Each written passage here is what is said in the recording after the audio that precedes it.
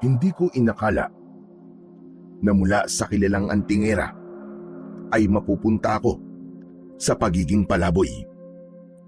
Ako si Irene, isang dalagang nakilala sa baryo kung saan ako ipinanganak at nagkaisip bilang isang mahusay na antingera. Ang kaalaman ko sa paggamit ng iba't ibang anting-anting ay namana ko pa sa aking namayapang lolo.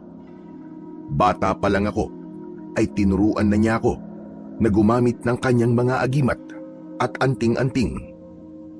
Nagamit ko ang mga yon hindi lang sa panggagamot, kundi pati na rin sa pakikipaglaban sa mga kampon ng kadiliman, kagaya ng mga aswang. Nang pumanaw ang aking lolo, ay ako na ang pumalit sa tungkulin niya sa aming baryo. Marami ang lumalapit sa akin para magpagamot.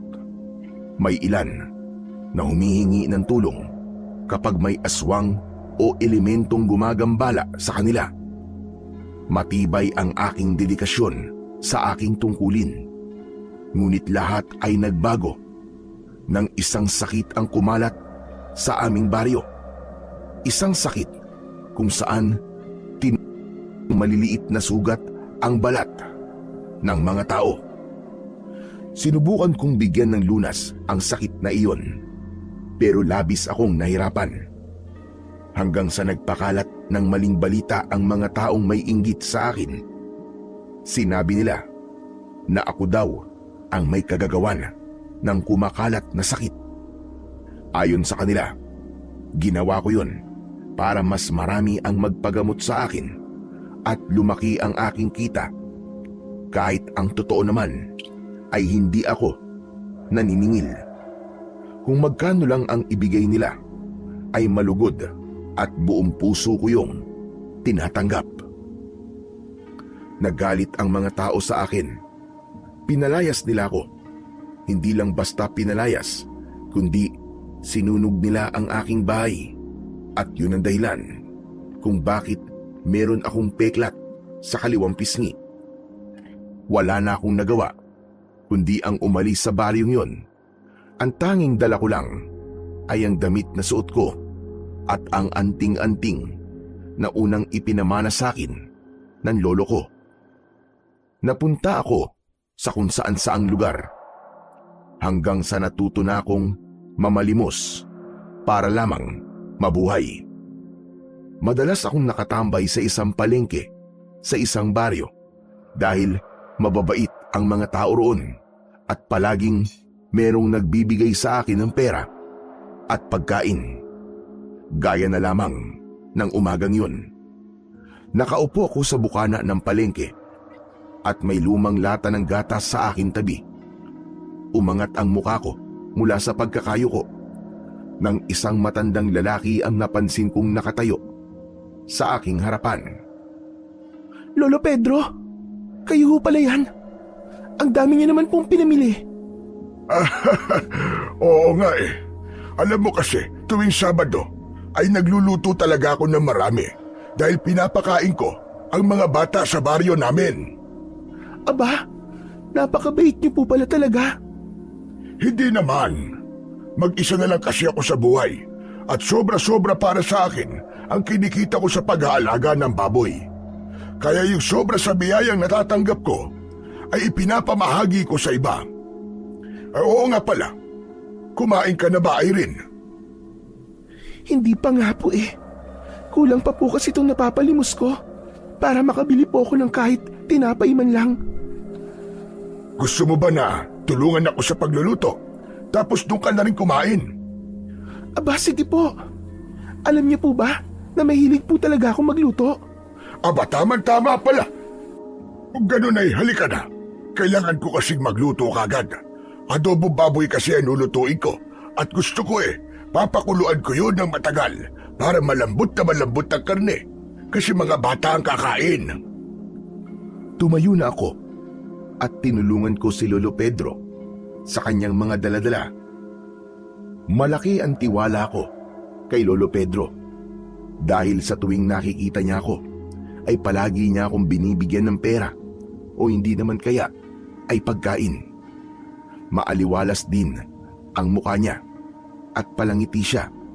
Kaya naman, kahit hindi mo siya kilala, ay talaga namang mapapangiti ka rin at masasabi mo na isa siyang mabuting tao.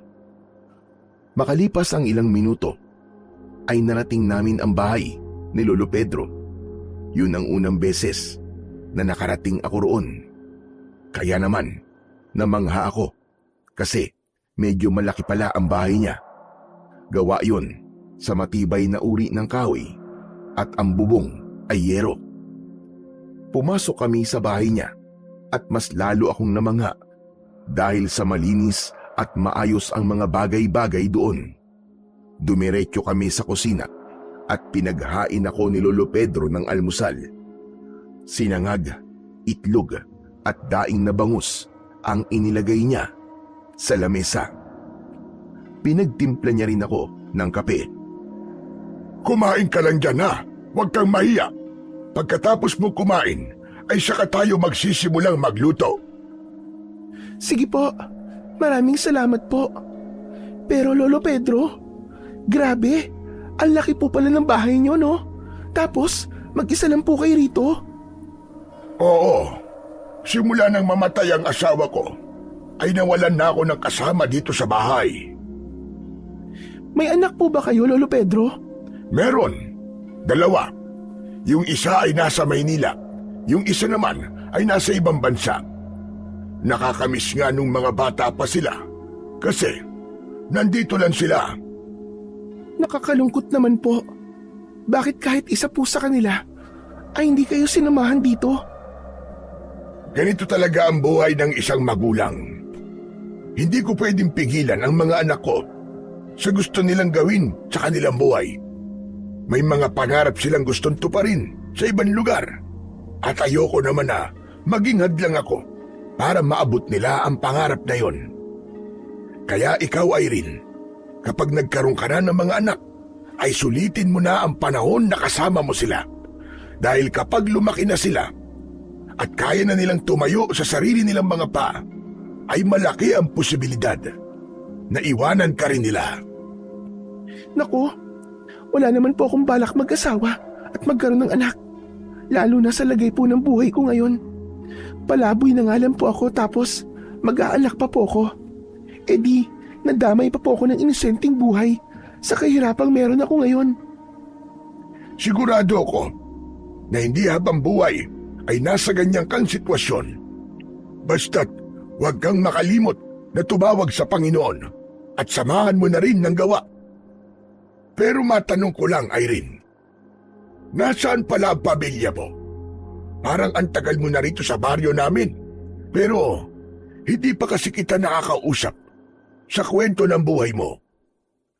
Sandali akong natigilan at isang pilit na ngiti ang sumilay sa aking labi. Bumalik kasi sa aking alaala ang buhay ko noon sa aming baryo. Kung ayaw mo sagutin ang tanong ko, ayos lang naman. Pasensya ka na kung masyado ako naging mausisa. Hindi, ayos lang po, Lolo Pedro. May naalala lang po kasi ako sa itinanong niyo sa akin. Gaya niyo po, ay wala na po akong pamilya.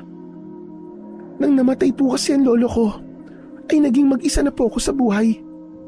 Ang mga magulang ko naman po, ay hindi ko alam kung nasaan. Kaya hindi ko rin po alam kung meron pa po akong pamilya.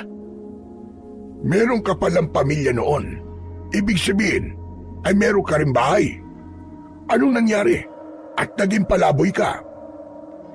Naku, Lolo Pedro, mahabang kwento po. Okay lang po bang huwag ko munang sagutin ang tanong niyo na yan? Abay, walang problema. O sige na, sige na. Hindi na muna kita kakausapin at tapusin mo na ang pagkain mo dyan. Magsisibak lang ako ng mga panggatong sa labas. Sige po, bibilisan ko na lang po ang pagkain para makapagluto na po tayo. Matamis kong nginitian si Lolo Pedro bago siya lumabas ng bahay. Hindi ko akalain na aabot sa ganun ang kabutihan ng puso ni Lolo Pedro. Ang buong akala ko ay hanggang pagbibigay lang siya sa akin ng pagkain at pera. Hindi naman sa minamaliit ko ang pagtulong niya na yon sa akin. Pero para patuloyin niya ako ng pansamantala sa bahay niya at hayaan niya akong kumain, ay masasabi kong ibang antas talaga yon ng kabutihan at tiwala. Bigla ko tuloy naalala ang lolo ko sa kanya. Hanggang sa naluwa ako habang patuloy ako sa pagkain. Pagkatapos kong kumain ay nagsimula na kaming magluto ni Lolo Pedro. Habang nakasalang ang sinaing ay magkatulong kaming naghiwa ng karne ng baboy at mga bawang.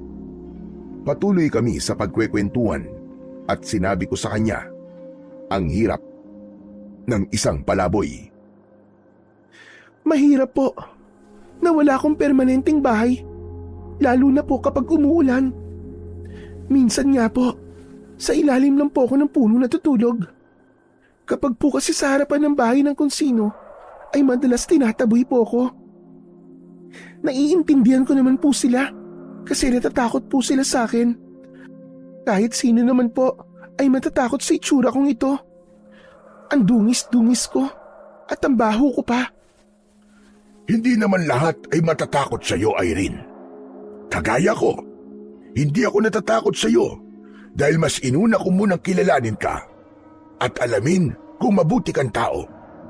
Saka, hindi basihan ang itsura o estado sa buhay ng tao para masabi mo kung anong klase siyang tao. Mabuti pa po kayo, Lolo Pedro. Malawak po ang pangunawa niyo. Hindi ako magsisinungaling sa iyo, Irene. Noong kabataan ko, ay mapanghusga rin ako.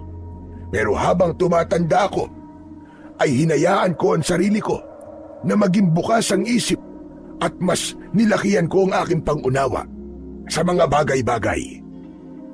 Hindi nagtagal ay nagsimula na kaming magluto ng adobong baboy. Naglaga na rin kami ng mga itlog kasabay nun. Labis akong natuwa dahil noon lang ulit ako nagluto matapos ang mahabang panahon. Pagsapit ng tanghali ay dumating na ang mga batang pinapakain ni Lolo Pedro. Tumulong rin ako sa kanya sa pamamahagi ng mga pagkain sa mga bata. Hindi nagtagal ay napuno na ang bakuran ni Lolo Pedro ng mga batang kumakain. Napakasarap ng pakiramdam ko ng sandaling yon habang pinanonood ko ang mga bata. Lumapit si Lolo Pedro sa akin. Gusto mo bang sumabay na rin sa pagkain nila? Busog pa po ako, Lolo. Saka, makita ko lang pong masayang kumakain yung mga bata, ay parang busog na rin po ako. Ganito po pala ang pakiramdam ng nakakatulong, no? Ang sarap po sa pakiramdam. Tama ka. Naniniwala rin ako sa kasabihan na mas mabuti na ang ikaw ang tumulong kesa ikaw ang tinutulungan. Naniniwala rin po ako sa bagay na yan, Lolo Pedro. Masarap po talaga ang tumulong sa kapwa natin sa paraan na kaya natin. Wala pong halaga ng pera ang makakatumbas kapag nagpapasalamat na sila sa iyo. Bakit? Tumulong ka na rin ba noon sa baryo kung saan ka nang galing? Opo, pero hindi po gaya nito na nagpapakain po ako sa mga bata. Hindi naman po ako gaya nyo na maraming pera. Sa anong paraan ka tumutulong? Mahirap po kasing ipaliwanag eh. Tumango na lang si Lolo Pedro sa naging sagot ko at hindi na siya nag-usisa pa.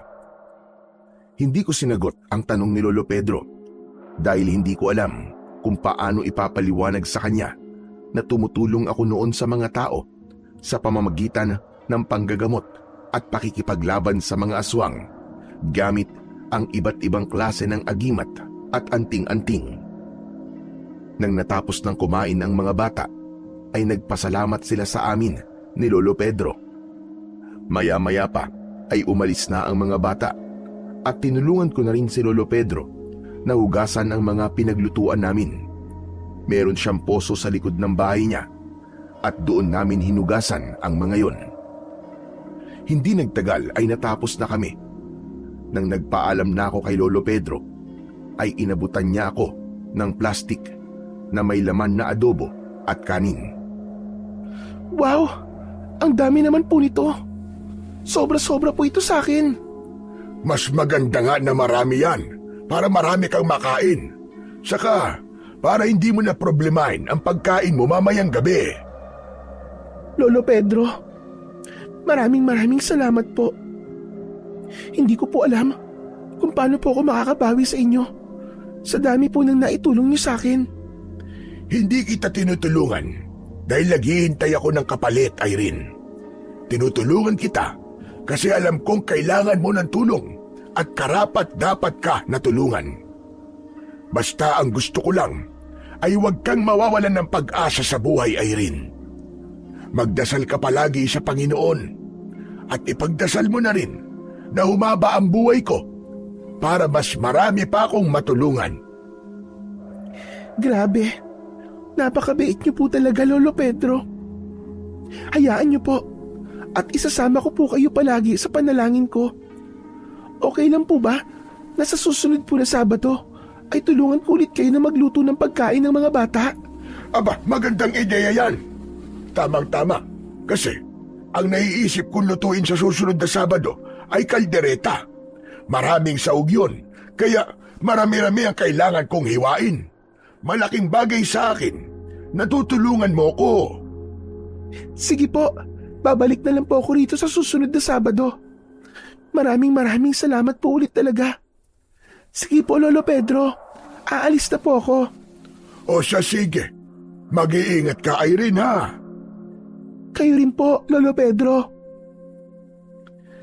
Masaya akong umalis sa bahay ni Lolo Pedro.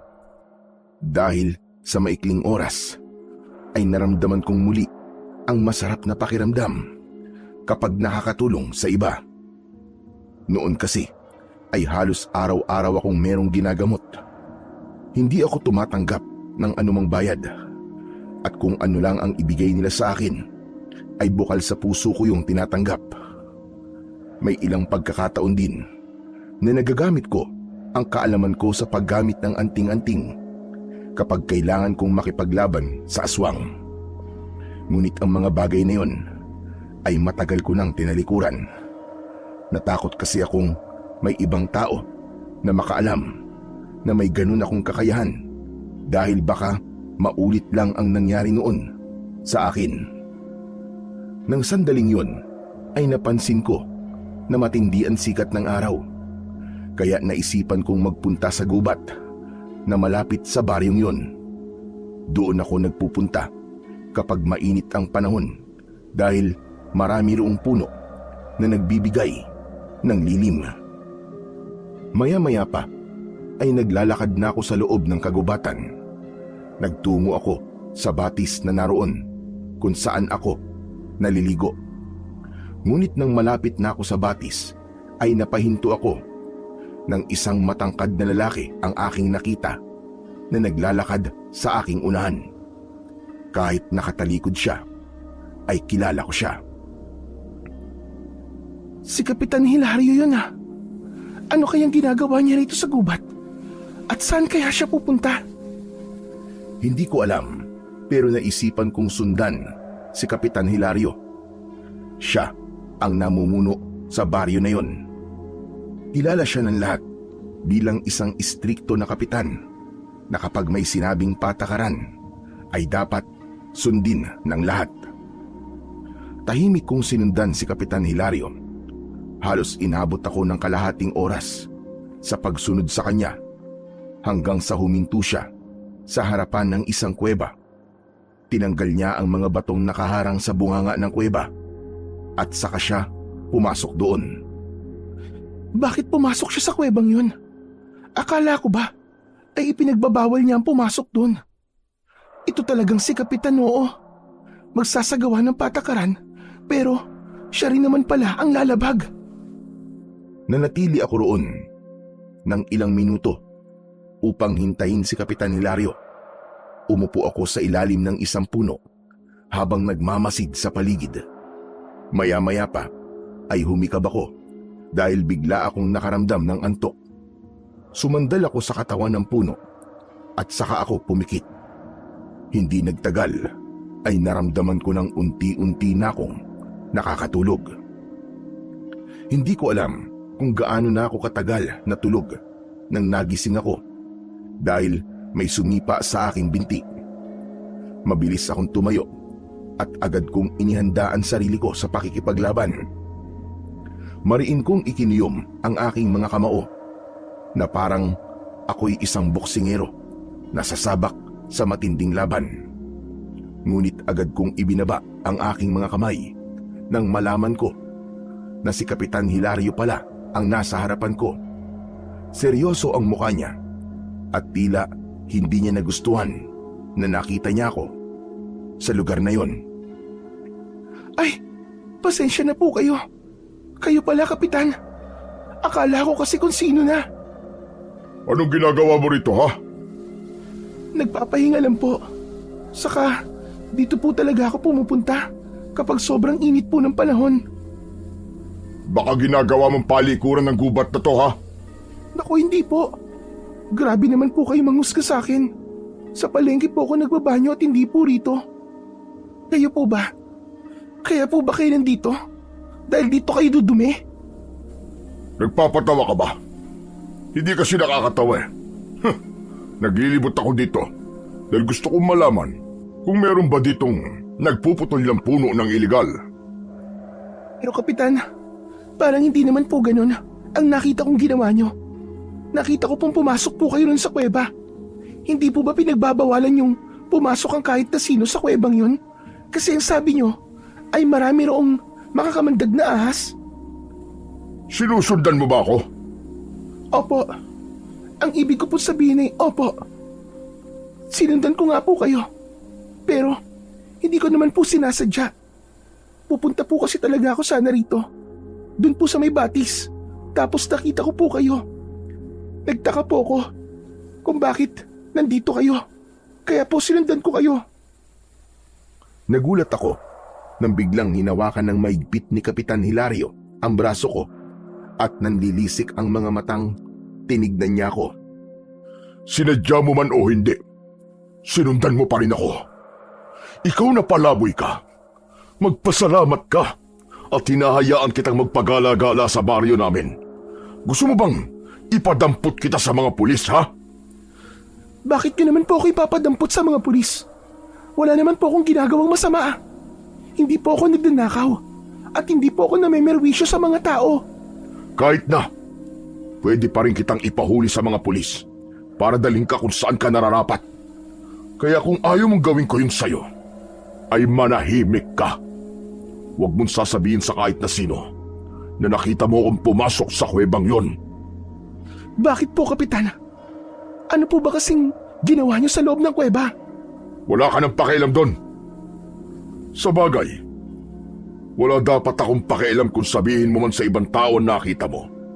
Dahil wala namang maniniwala sa isang mabahong palaboy na kagaya mo. Ang sakit niyo naman po magsalita, Kapitan. Huwag po kayo mag-alala. Hindi po ako madaldal na tao. Wala po akong pagsasabihan na nakita ko po kayong pumasok sa kuwebang yon. Kahit kayo po mismo nagsabi na bawal pumasok doon. Pwede niyo na po bang bitiwan ang braso ko? Medyo masakit na po kasi. Marahas na binitiwan ni Kapitan Hilario ang braso ko, pero nanatili ang matalim niyang tingin sa akin. Sige na, umalis ka na at ayokong makikita ka sa gubat na to. Ano po? Hindi po pwedeng hindi na ulit ako pupunta rito. Dito po ako nagpupunta kapag mainit ang panahon. Saka, dun po ako naliligo sa batis. Kahit na, wala akong pakialam. Kapag nakita ulit kita rito, ay ipapahuli na talaga kita sa mga pulis. Huwag mo akong susubukan. Oo na po. Hindi na po ako pupunta rito. Pero Kapitan, ano po ba talaga ang ginawa niyo sa loob ng kuweba?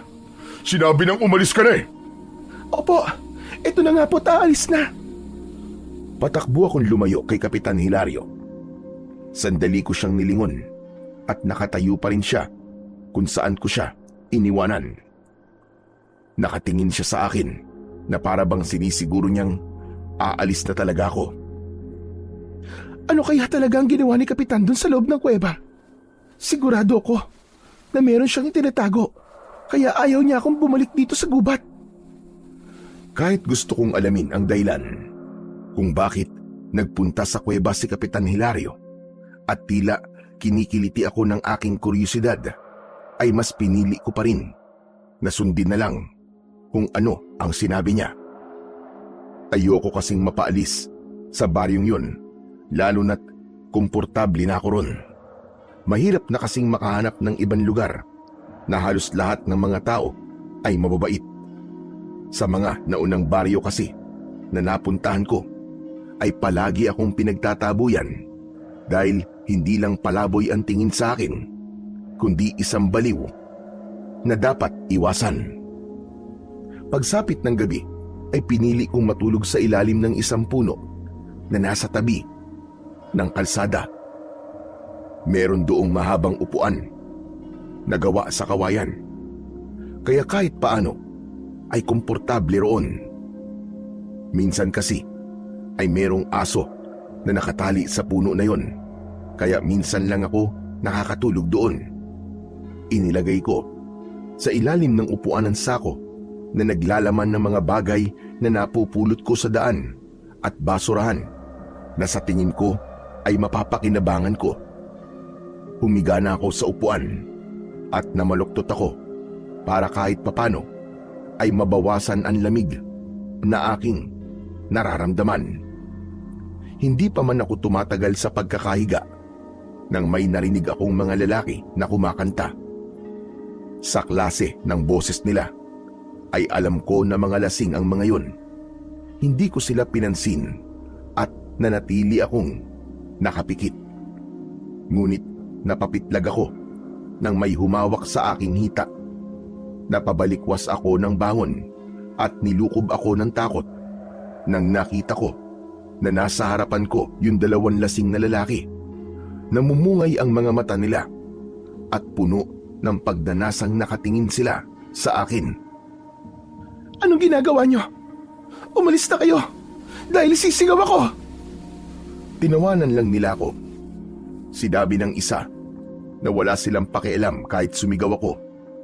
At ang sabi pa niya ay pagbigyan ko na daw sila sa gusto nilang gawin sa akin. Huwag na raw akong pumalag at magpasalamat na lang daw ako dahil kahit isa kong mabahong palaboy ay meron pang papatol sa akin. Mga bastos kayo! Mga hayop! Para sa kaalaman nyo, kahit palaboy ako at pabaho, ay hindi ako papatol sa mga kagaya niyong mukhang paa na tinubuan ng muka. Umalis na kayo! Hindi nyo alam ang kaya kong gawin! Magsilayas kayo!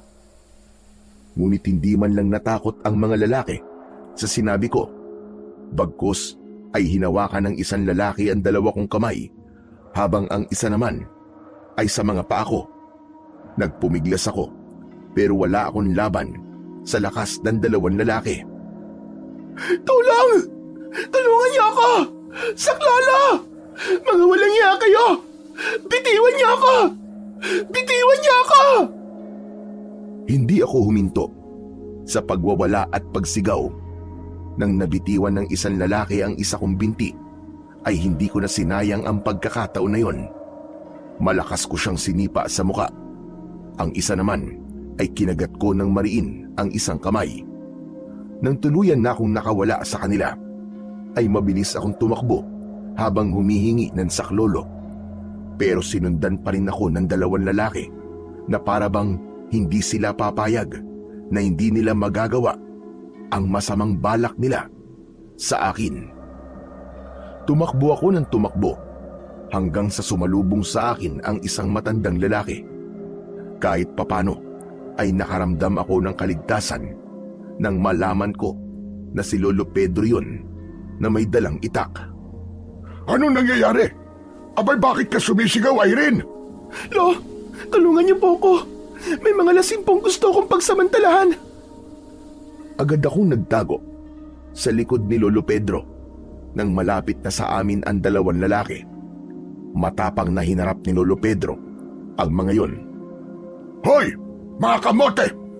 Kayong dalawa! Umuwi na kayo sa mga bahay ninyo. O baka gusto nyong isumbong ko pa kayo kay Kapitan at sa mga asawa ninyo? Kilala ko kayong dalawa at alam ko kung saan kayo nakatira. Mga wala kayong magawa sa buhay. Mga bastos! May mga asawa na kayo't lahat, pero gusto nyo pang gawa ng hindi maganda ang babaeng walang kalaban-laban. Sige, ako ang harapin ninyo at tignan natin kung sasagtuin kayo ng itak ko. Naging epektibo ang ginawang yon ni Lolo Pedro dahil umalis na kagad ang dalawang lalaki. Nang wala na sila, ay doon lang ako napahagulgul ng iyak dahil sa sobrang takot. Napayakap ako kay Lolo Pedro dahil pakiramdam ko ay nanghihina ako. Maraming salamat po, Lolo Pedro. Akala ko po talaga ay kung ano na ang mangyayari sa akin. Walang anuman, Irene. Mabuti na lang at narinig at nakilala ko ang pagsigaw mo. Kaya lumabas kagad ako. Ang mabuti pa ay doon ka na muna sa bahay ko magpalipas ng magdamag. At baka mamaya niyan balikan ka ng mga hinayupak na yon. Pumayag ako sa sinabing yun ni Lolo Pedro dahil hindi imposibleng mangyari na balikan nga ako ng mga lalaking nagtangkang gawan ako ng masama. Sumama ako sa bahay niya at pinagamit sa akin ni Lolo Pedro ang mahabang upuan na nasa kanyang sala para doon ako matulog. Binigyan niya ako ng kumot at unan para maging komportable ang aking pagtulog. Pasensya ka na kung dito kita patutulugin. At iisa lang ang kwarto ko rito. Hindi kasi pwedeng dito ako matulog at doon ka sa kwarto dahil sasakit naman ang likod ko rito. Alam mo naman kapag tumatanda na, hindi ba? Marami nang nararamdaman kung ano-ano sa katawan. Ayos lang po, Lolo Pedro. Wala pong problema sa akin. Maraming salamat po talaga sa tulong niyo sa akin, ha. Sa totoo lang, hindi ko na po inasahan na may tutulong sa akin kanina. Kasi kahit sobrang lakas na po ng sigaw ko, ay wala man lang lumalabas para tignan ang nangyayari. Kaya nang nakita ko po kayo, ay para po ako nakakita ng isang anghel. Alam mo kasi, Irene, parehas na babae ang mga anak ko. Inisip ko na kung sa kanila nangyari ang nangyari sa iyo kanina, ay gusto ko rin na merong kahit isang tutulong sa kanila. Isa pa, hindi ko kayang magbingi-bingian kapag may naririnig akong humihingi ng saklolo. Lalo na yung klase ng pagsigaw mo kanina. Aba, alam kong kailangan mo ng mabilisang tulong. Maraming salamat po talaga, Lolo Pedro. Sobrang bait niyo po sa akin. Kung hindi po dahil sa inyo, ay baka kung ano na po nangyari sa akin. Hulog po talaga kayo ng langit sa buhay ko. Natuwa naman ako sa sinabi mo, Irene. Pero ang importante ay ligtas ka na at hindi nagtagumpay ang mga mokong na yon sa masama nilang balak sa iyo. O siya, sige, sa ngayon, matulog na tayo. Kapag may kailangan ka, ay huwag kang mahihiyang kumatok sa kwarto ko. Matapos yun, ay pumasok na si Lolo Pedro sa kwarto niya. Pinatay ko na ang ilaw at humiga na ako. Binalot ko ang katawan ko ng kumot at sa unang pagkakataon, simula nang naging palaboy ako, ay naranasan ko ulit matulog ng komportable. Maaga akong nagising ng sumunod na araw.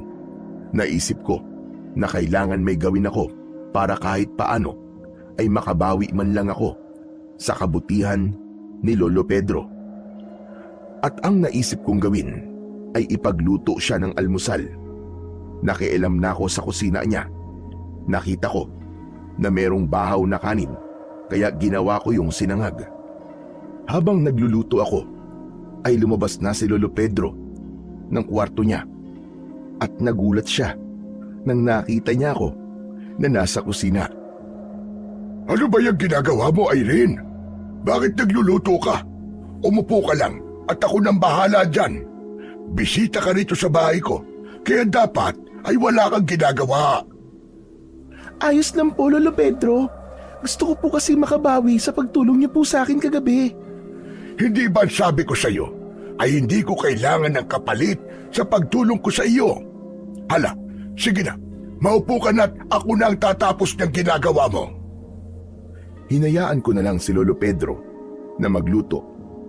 Habang pinanonood ko siya, ay mas lalo kong naaalala sa kanya ang namayapa kong lolo.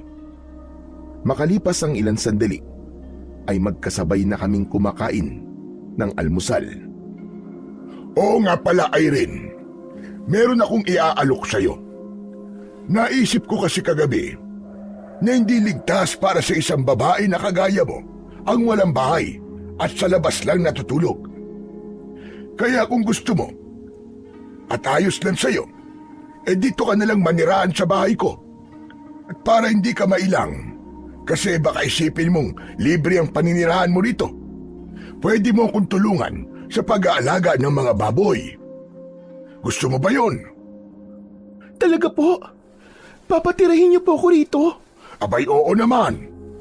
Ramdam ko na mapagkakatiwalaan kang tao at mas makakabuti sa iyo ang may permanenteng bahay. Hindi ko po tatanggihan yung alok niyo, Lolo Pedro. Maraming salamat po talaga. Bilisan mo ang pagkain mo at mamaya ay bibili tayo ng mga damit mo sa bayan. May mga damit naman dyan ang asawa ko, pero ayoko kasing ipagamit yon sa iba. Sa totoo lang po, ay dalawa lamang po ang damit ko, kaya hindi na po ako tatanggi sa alok niyo. Kakapalan ko na lang po ang mukha ko, kahit sobra talagang nakakahiya. Hindi mo kailangan mahiya sa akin, kasi ako naman ang nag-alok sa iyo. Pero sa pagkakataong ito, ay meron na akong hihingin na kapalit mula sa iyo. Sa totoo lang, ay ngayon lang ako magpapatira ng hindi ko kilala sa aking bahay. Kaya sana naman, kapag handa ka na, ay gusto kong ipakilala mo sa akin kung sino kan talaga, kung saan ka talaga nanggaling at bakit ka naging isang palaboy. Kahit naman siguro ikaw, hindi mo hahayaan na magpatuloy ng isang estranghero sa iyong bahay, hindi ba? Pero huwag kang mag-alala, Irene. Kung hindi mo pa kayang magkwento sa ngayon, ay irerespeto ko yun. Basta't kapag handa ka na, nandito lang ako para makinig. Sige po, Lolo Pedro. Kapag po nakapag-ipon na po ako ng lakas ng loob, magkikwento na po ako sa inyo kung sino po ba talaga ako. Isang malalim na paghinga ang aking pinakawalan. May kabang lumukob sa akin dahil hindi ako sigurado kung magbabago ba ang tingin sa akin ni Lolo Pedro sa sandaling malaman niya ang aking nakaraan. Matapos naming mag-almusal, ay nagtungo kami ni Lolo Pedro sa bayan. Ibinili niya ako ng ilang piraso ng damit sa isang mumurahing tindahan ng mga damit para sa babae. Napakasaya ko dahil pakiramdam ko ay bumalik ako sa aking pagkabata dahil noong bata pa ako ay ibinibili rin ako ng lolo ko ng mga damit kapag meron siyang sobrang pera. Nang naglalakad na kami pabalik sa bahay, ay nakasalubong namin si Kapitan Hilario. Kapansin-pansin ang pagkabalisa at pagmamadali niya. Napansin din yon ni Lolo Pedro, kaya hindi na niya napigilang magtanong. Kapitan, saan ang punta mo? At para yatang balisa ka? Pupunta ako sa gubat. Ang sabi kasi ng mga tao, may natagpo ang bangkay ng lalaki roon. Ano? Na naman? Hindi ba doon nakaraang buwan lang may natagpuan din bangkay sa gubat? Napakakukulit kasi ng mga tao rito. Sinabi ko na huwag silang magtutungo sa gubat dahil may mababangis na hayop doon. Pero hindi sila nakikinig sa akin. Hindi ba nakakabahala na ang nangyayari dito sa baryo natin, Kapitan? Para bang parami na ng parami ang napapatay na mga tao sa gubat. Saka, gaano ba tayo kasigurado na hayop na ang pumatay sa kanila? Bakit? May iba pa bang gagawa ng ganong karumal-dumal na pagpatay? Hindi ba't mababangis na hayop lang? Sandali, bakit pala kasama mo ang palaboy na yan? At mukhang pinamili mo pa siya. Hindi na siya palaboy ngayon, Kapitan Hilario. At sana ay tawagin mo na siya sa pangalan niya. Irene ang pangalan niya. Anong ibig mo sabihin, hindi na siya palaboy? Dahil sa bahay ko na siya nakatira ngayon. Kagabi kasi ay muntik na siyang pagsamantalaan ni Nakarding at Emong. Mabuti na lamang at narinig ko ang paghingi ng tulong ni Irene, kaya lumabas kagad ako para tulungan siya. Hindi naligtas para sa babaeng kagaya niya ang walang permanenteng tirahan. At sana, Kapitan Hilario, pagsabihan mo rin si Nakarding at Emong para hindi na nila ulitin sa iba ang ginawa nila kay Irene. Hoy, ikaw babae. Huwag mong pagsasamantala ng kabaitan ni Lolo Pedro, ha? Kapag nalaman kong inaabuso mo ang pagtulong niya sa'yo, ay ako mismo magpapalaya sa'yo sa baryo ito. Hindi ko po gagawin yan kay Lolo Pedro. Huwag kang mag-alala, Kapitan. Alam kong mabuting tao si Irene. Isa pa, magiging katulong ko rin siya sa pag-aalaga ng mga baboy. Tumatanda na kasi ako at mahina na ang katawan ko. Kaya magandang may makakatulong din ako. Basta, kapag may ginawang hindi maganda ang Irene na yan, ay magsabi ka kagad sa akin, Mang Pedro. O siya, sige, mauuna na ako at kailangan ko nang puntahan yung bangkay. Nang umalis na si Kapitan Hilario, ay saka kami nagpatuloy sa paglalakad ni Lolo Pedro. Nang nakarating na kami sa bahay, ay umupo na kami sa may sala. Alam niyo po ba? Noon pa po mabigat ang loob ni Kapitan sa akin eh. Palagi na lang po siyang galit sa akin kahit wala naman po akong ginagawang masama. Hindi naman ganun si Hilario noon. Naging istrikto lang siya nang mamatay ang asawa niya dahil sa panganganak sa panganay nilang anak. Pagkatapos nun, makalipas lang ang ilang araw, ay ang anak naman niya ang namatay. Kumbaga, binago siya ng mga hindi magagandang nangyari sa buhay niya. Ganun po ba? Nakakalungkot naman po pala ang pinagdaanan ni Kapitan Hilario. Pero hindi po ba? Hindi yun dahilan para hindi maging maganda ang pakikitungo niya sa ibang tao. Lalo na po sa akin. Parang ang bigat-bigat po ng loob niya sa akin eh. Naging mainit na rin tuloy ang dugo ko sa kanya. Hayaan mo na. Hanggang salita lang naman yon. Ay, oo nga po pala Lolo Pedro. Total, ay napag-uusapan na natin si Kapitan Hilario. May sasabihin po ako sa inyo tungkol sa kanya. Alam niyo po ba minsan, nakita ko po si Kapitan na pumasok po dun sa loob ng kuweba sa gubat. Yung sinasabi po niya na maraming makakamandag na ahas. Kaya pinagbawalan niya po tayong pumasok doon. Sigurado ka ba sa sinasabi mo na yan? Baka naman hindi si Kapitan yon. Si Kapitan po talaga yung nakita ko, Lolo Pedro. Nahuli pa nga po niya ako na nakita ko siya. Kaya nagalit po siya sa akin. Ang sabi niya, huwag ko raw pong sasabihin sa iba na nakita ko siyang pumasok dun sa kuweba.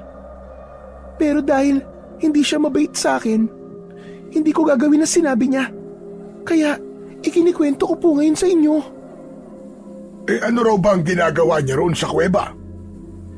Hindi niya po sinabi sa akin eh. Hindi po ba nakapagtataka na siya mismo nagsabi na bawal pumasok roon? Pero siya naman pala ang sumuway. Malakas po ang kutob ko na meron po siyang itinatago roon. Ano naman ang itatago roon ni Hilario? Yun po ang hindi ko alam. Gusto niyo po bang alamin ko? At anong gagawin mo? Papasok ka ron sa kuweba? Opo, yun lamang po ang paraan para malaman ko po kung meron mang itinatago ron si Kapitan, di ba? Nako, yan ang wag na wag mong gagawin, Irene. Paano ko ba tuklaw ka ng makakamandag na ahas doon? O hindi naman kaya mahuli ka ni Kapitan? Baka mamaya niyan totohanin niya na ang pagpapalayas niya sa'yo kapag nagkataon. Mas mabuti na kalimutan mo na lang ang bagay na yon. Huwag mo nang bigyan ng problema ang sarili mo. Sa bagay, tama po kayo. Mas makakabuti kung umiwas na lang po ako sa gulo. Hayaan niyo po at hindi ko na po gagawin yon. Ang pagtutuunan ko na lang po ng pansin ay ang pagtulong po sa inyo sa pag-aalaga sa mga baboy niyo. Yan! Yan na lang ang gawin mo at matutuwa pa ako sa'yo. Nang sandaling yon ay napagtanto ko na hindi nga magandang ideya na makialam pa ako sa mga ginagawa ni Kapitan Hilario. Kailangan kong gawin ang lahat para makaiwas ako sa kanya dahil may kakayahan siya na palayasin ako sa baring yun kapag binangga ko o kinalaban ko siya. Nang mga sumunod na araw ay nagsimula na akong tulungan si Lolo Pedro sa mga alaga niyang baboy.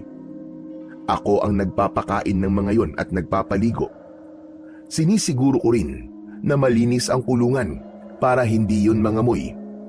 Sa una ay medyo nahirapan ako, pero makalipas lamang ang ilang araw ay nasanay na rin ako sa mga ganong gawain. Naging katulong din ulit ako ni Lolo Pedro nang nagpakain siya sa mga bata. Matapos ang napakahabang panahon, ay muli kong naramdaman ang magkaroon ng pamilya. Hindi ako itinuring ni Lolo Pedro na ibang tao, bagkus ay ipinaramdam niya sa akin na para niya akong totoong anak. Isang umaga, nagpaalam sa akin si Lolo Pedro na bibili siya ng tinapay sa panaderya. Habang wala siya, ay nagpainit na ako ng tubig para sa aming kape. Kumulo na ang tubig at naisaling ko na yon sa termos, pero hindi pa rin siya bumabalik. Naghintay pa ako ng ilang minuto, pero wala pa rin Lolo Pedro ang dumating. Bakit kaya ang tagal ni Lolo? Saan pa kaya siya nagpunta? Ang mabuti pa kaya puntahan ko na siya sa panaderya. Baka mamaya napakwento siya roon. Isinarado ko ang pinto nang umalis ako. Nagpunta ako sa panaderya, pero wala roon si Lolo Pedro. Hanggang sa nakita ko sa hindi kalayuan ang mga taong nagkukumpulan. Nang dahil sa kuryosidad ay lumapit ako roon at nagimbal ako nang malaman ko na isang bangkay ng babae ang kanilang pinagkakaguluhan. Napatda ako dahil sa itsura ng bangkay at sigurado ko na aswang ang salarin sa pagpatay na yon. Sa itsura pa lang ng mga kagat at kalmot ng babae sa iba't ibang parte ng katawan, ay alam kong aswang ang may kagagawa nun. Bukod doon ay wakwak din ang kanyang tiyan at durog ang kanyang mga lamang loob. Nanlamig akong umalis dahil bigla akong nilukob ng matinding takot. Ibig sabihin ay aswang pala ang pumapatay sa mga tao sa baryong yun. Yun kasi ang unang beses na nakita ko ang biktima ng misteryosong pagpatay na nangyayari doon. Kaya sa oras na yun ko lang napagtanto ang bagay na yun. Pagdating ko sa bahay ay naroon na si Lolo Pedro. Nag-alala siya nang napansin niyang tulala ako at namumutla. Anong nangyari sa'yo? Saan ka ba nagpunta at pag-uwi ko wala ka na rito? Ang tagal niyo po kasing bumalik, kaya hinanap ko po kayo. Tapos, Lolo Pedro, nakita ko po yung bangkay na pinagkakaguluhan ng mga tao. Natakot po ako nung nakita ko yung bangkay. Abay, bakit kasi nagpunta ka pa roon? Doon din kasi ako galing, kaya ako natagalan. Nagkasalisi pala tayo. Sandali, at ikukuha kita ng tubig at namumutla ka para ka nakainom ng suka. Habang kumukuha ng tubig sa kusina si Lolo Pedro, ay hindi maalis-alis sa utak ko ang katotohanang may aswang nga sa baryong yon. Nang pinalayas ako sa baryo namin, ay hiniling ko na sana ay wag akong mapunta sa lugar na may aswang dahil gusto ko na talagang talikuran ang aking nakaraan. Pero mukhang kahit saan pala ako magpunta, ay susundan ako ng aking bangungot. Maya-maya pa ay inabot sa akin ni Lolo Pedro ang isang baso ng tubig na agad kong ininom. Kumusta na ang pakiramdam mo, Iha? Medyo maayos na po. Salamat. Mukhang hindi ka sanay makakita ng bangkay, ano? Sa bagay, kahit sino naman ay matatakot kapag nakakita ng ganoon. Tama po kayo. Yung mga naunang pinatay po ba ay katulad ng paraan ng pagpatay dun sa babae? Oo, pare-pareha silang mukhang nilapa ng isang mabangis na hayop. Nakakaawa na talaga nagiging biktima ng mabangis na hayop na yun sa gubat. Dapat ay meron ng gawing aksyon si Kapitan tungkol sa bagay na yun. Nakakatakot na dito na sa mismong baryo at hindi na lang sa gubat nangyari ang pagpatay. Hindi na ako nagsalita pa dahil hindi ko alam kung papaniwalaan ba ako ni Lolo Pedro kapag sinabi ko na isang aswang ang pumatay sa babaeng yon at sa mga nauna pang biktima. Pagsapit ng gabi ay hindi ako makatulog. Patuloy kong iniisip kung ano ang dapat kong gawin sa nangyayari sa baryong yon. Nagtatalo ang isip ko kung dapat na ba akong bumalik sa pagiging antingera o hayaan ko na lang na magpatuloy ang mga patayan dahil nangako ko sa akin sarili na ibabaon ko na sa limot ang aking nakaraan. Hinawakan ko ang anting-anting na nakasabit sa akin leeg. Naramdaman ko ang bagyang pag-init nun. Ang naturang anting-anting ay ginamit noon ng aking lolo sa pakikipaglaban sa mga aswang. Nagbibigay yun ng kakaibang lakas at proteksyon laban sa mga aswang. Mararamdaman din ng nagmamay-ari ng anting-anting kung meron bang malapit na aswang sa paligid. Naputol ang pag-iisip ko nang narinig ko na tila nagwawala ang mga baboy sa kulungan. Napakaingay nila na para bang may kung anong umaatake sa kanila. Hindi nagtagal ay lumabas si Lolo Pedro sa kwarto niya. Dumiretso siya sa kusina at paglabas niya ay may dala siyang itak. Agad akong bumangon at humarang ako sa pinto nang akmang lalabas siya. Teka Lolo Pedro, saan po kayo pupunta? Sa kulungan ng baboy. Mukhang may magnanakaw doon. Sasamahan ko na po kayo. Wag na. Dito ka na lang. At baka kung mapano ka pa. Hindi po ako papayag na mag-isa po kayo lalabas, Lolo Pedro. Sasamahan ko po kayo. Sandali akong tinignan ni Lolo Pedro at nang naramdaman niya na desidido akong samahan siya, ay pumayag na rin siya. Kinuha ko ang lampara at sinindihan ko yun. Pagkatapos ay magkasama kaming naglakad papunta sa kulungan ng baboy. Habang papalapit kami roon, ay nanlamig ako nang nakita ko ang isang nilalang na inaatake ng mga baboy. Kahit ang hugis ng katawan niya lang ang nakikita ko, ay sigurado ko na isa yung aswang. Hoy! Itigil mo yan! Walang hiya ka! Anong ginagawa mo sa mga baboy ko? Humarap ang aswang sa amin at agad yun tumakbo papalapit sa amin ni Lolo Pedro. Mabilis kong inagaw kay Lolo Pedro ang itak. Inilapag ko ang lampara sa lupa at tumakbo ako pasugod sa aswang. Ngunit nang tatagain ko na siya, ay agad niya akong sinunggaban. Nang sasakmalin niya na ako gamit ang matutulis niyang pangil, ay mabilis kong isinangga ang aking braso. Napasigaw ako nang bumaon ang mga ngipin niya sa aking balat. Malakas kong itinulak ang aswang. Agad akong tumayo at buong puwersa ko siyang sinipa sa tiyan. Tumalsik ang aswang at nagpagulong-gulong siya palayo.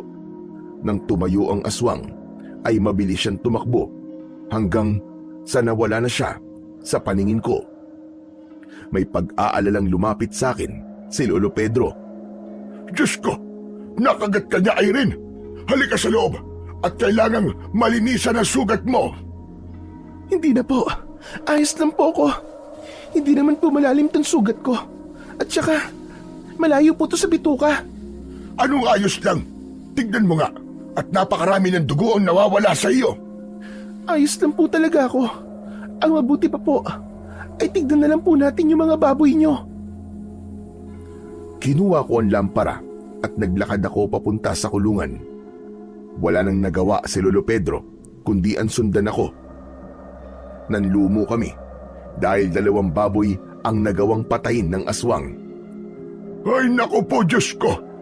Yung mga inahin pa talaga ang pinatay niya. Pero sino kaya yun? Bakit ganun ang itsura niya?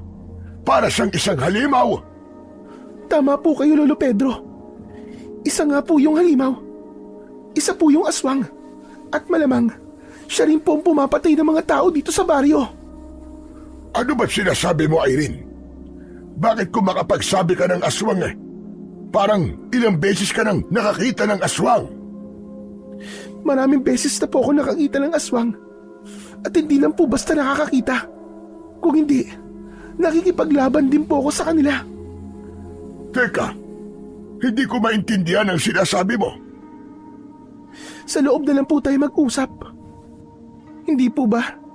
Ang sabi niyo po sa akin nun, ay gusto niyong marinig ang kwento ng buhay ko?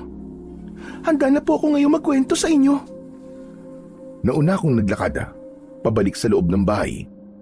Agad namang kumuha si Lolo Pedro ng panlinis ng sugat at habang nililinis niya ang sugat ko ay nagsimula na akong magkwento sa kanya. Naisip ko na kailangan ko nang sabihin kay Lolo Pedro kung sino ba talaga ako at ano ang aking nakaraan upang mas maunawaan niya ang totoong nangyayari sa kanilang baryo. Sinimulan kong ikwento sa kanya ang naging pagsasanay sa akin ng lolo ko para maging isang antingera. Sinabi ko rin sa kanya ang mga ginagawa ko sa baryo kung saan ako nanggaling. Hanggang sa may nagpakalat ng maling balita na ako ang may kagagawan ng nakakahawang sakit na kumalat noon sa aming baryo. Nagalit po ang mga tao sa akin dahil inisip po nilang totoo ang lahat ng paratang sa akin. Sinabi nilang kailangan kong umalis pero nagmatigas ako kasi hindi ko kayang iwanan ng lugar kung saan ako isinilang at lumaki. Pero sinunog po nila ang bahay ko isang gabi habang natutulog ako. Mabuti na nga lang po at nakalabas ako. Wala na akong nagawa kundi ang umalis dahil natakot ako sa pwedeng gawin ng mga tao sa akin. Wala po akong nadalang kahit na ano kundi ang aking damit at ang anting-anting na nasa leeg ko ngayon. Doon na po ako nagsimulang maging palaboy at magpalipat-lipat ng lugar. Hindi ko akalain na ganyang kadilim ang kwento ng buhay mo. Yang peklat sa mukha mo, dahil ba yan sa pagsunog ng mga tao sa bahay mo? Opo, tama po kayo Lolo Pedro.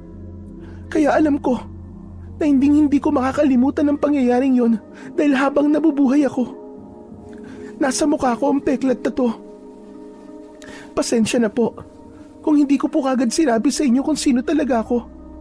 Kasi natakot po ako, nakatakutan nyo. Isa pa, gusto ko na rin po sanang kalimutan ang aking nakaraan. Pero mukhang hindi yun mangyayari dahil meron po palang aswang dito sa lugar nyo. Kung ganun, aswang talaga yung umatake sa'yo at sa mga baboy? Opo, Lolo Pedro. Hindi po ako maaaring magkamali. Marami-rami na rin po ako nakaharap ng mga aswang, kaya sigurado akong aswang ang halimaw na yon. Kaya po, mali po ang akala nyo na mababangis na hayop po ang dahilan ng patayan dito. Aswang po ang pumapatay dito at magpapatuloy ang pagpatay niya kung hindi siya mamamatay. Hindi ko alam kung ano ba ang dapat naming gawin. Ang totoo ay matagal nang nagkaroon ng pagpatay dito at iniisip namin na mababangis na hayop nga sa gubat ang may gawa nun. Pero sa tingin ko ay tama ka na aswang nga ang may kagagawa nun. Dahil sa dami ng mga pinatay dito, kahit isang mabangis na hayop ay wala namang kaming nakita. Yun lang ang aming pinaniniwalaan dahil yun ang sinabi sa amin ni Kapitan Hilario. Kailangan pumabali ang paniniwalang yun ng mga tao. Dapat nilang malaman kung sino po ang totoong kalaban para mas makapag-ingat po sila. Ang problema lang ay kung maniniwala ba sila sa akin. Huwag kang mag-alala dahil may naisip akong paraan para maniwala sila sa atin. Anong paraan po? Kakausapin natin si Kapitan Hilario. Sasabihin natin sa kanya ang natuklasan mo nang sa ganon ay siya naman ang magsasabi sa mga tao. Kapag si Kapitan Hilario ang nagsabi nun sa mga tao, ay sigurado ako na maniniwala sila. Ang tanong po ay kung papaniwalaan ba tayo ni Kapitan? Kailangan niyang maniwala dahil dito nakasalalay ang kaligtasan nating lahat. Malaking bagay na alam ng mga tao na may aswang dito.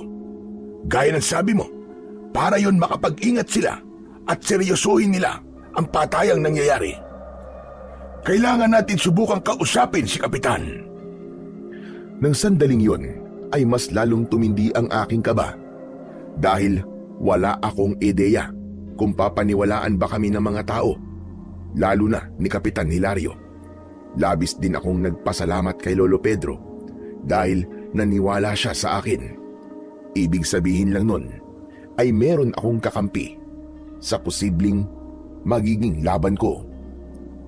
Kinabukasan ng umaga ay agad kaming nagtungo ni Lolo Pedro sa bahay ni Kapitan Hilario. Pinagbuksan naman niya kami ng pinto at pinapasok niya kami. Nang nakaupo na kami ay doon na nagsimula ang aming pag-uusap. Ano palang kailangan nyo at nagpunta kayo sa akin ng ganito kaaga? Sandali, tama ba ang hinala ko, Lolo Pedro? May ginawang hindi magandang palaboy na yan? Kaya nandito kayo para magsumbong? May pangalan ako. Irene. Kaya sana, tigilan niyo na ang pagtawag sa akin ng palaboy, Kapitan. Kahit kasi maayos na ang bihis mo at hindi ka na mabaho, ay hindi na maalis sa utak ko ang imahe mo bilang isang palaboy. Yun na nakatatak sa utak ko eh. Kapitan, wala kami rito dahil may nagawang masama si Irene. Ang totoo niyan ay siya ang maaaring makatulong sa problemang kinakaharap ng ating baryo. Ano? Anong problema? Yung patayan na nangyayari. Ayun ba? Huwag kayo mag-alala dahil kakausapin ko ang mga tanod para tugisin ang mababangis na hayop na nasa gubat. Nagkakamali po kayo, Kapitan. Hindi po mababangis na hayop ang pumapatay, kundi isang aswang.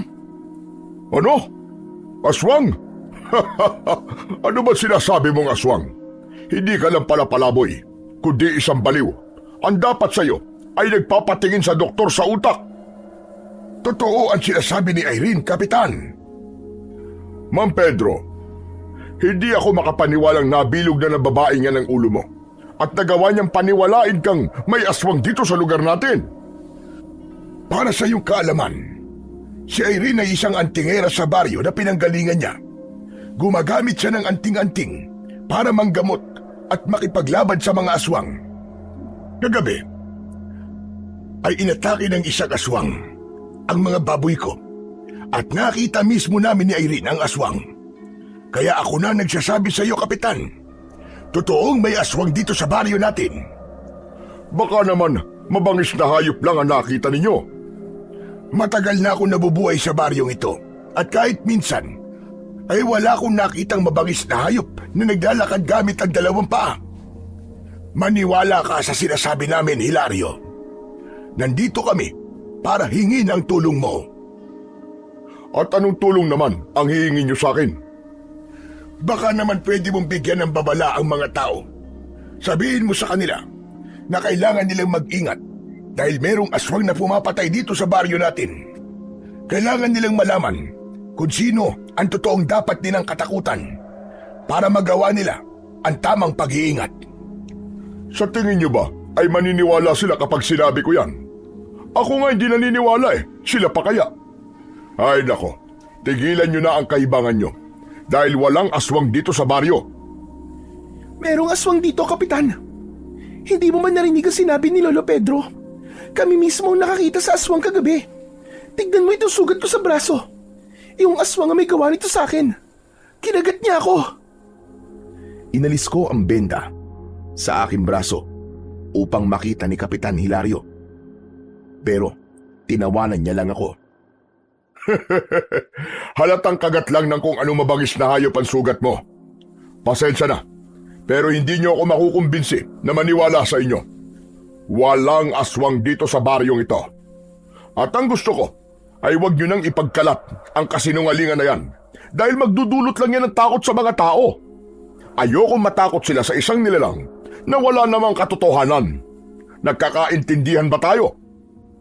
Pero Kapitan, tama namang Pedro. Sinabi ko nang hindi ako naniniwala sa inyo. Sige na. Maaari na kayong umalis kung wala na kayong importanteng sasabihin. Kung alam ko lang na ganyan ang sasabihin nyo hindi ko na sana kayo kinausap. Sinayang nyo lang ang oras ko. Lolo, tara na po. Huwag na po natin si Kapitan. Maniwala sa atin. Nauna na akong tumayo at lumabas ng bahay na yon. Hindi nagtagal ay sumunod na sa akin si Lolo Pedro at naglakad na kami pabalik sa bahay. Ano nang gagawin natin ngayon? Hindi natin makuha ang tulong na kailangan natin mula kay Kapitan Hilario. Kailangan pa rin po natin sabihin sa mga tao ang tungkol sa aswang. Tutal, hindi naman tayo tutulungan ni Kapitan sa bagay na yon. Pero baka hindi tayo paniwalaan ng mga tao, Irene.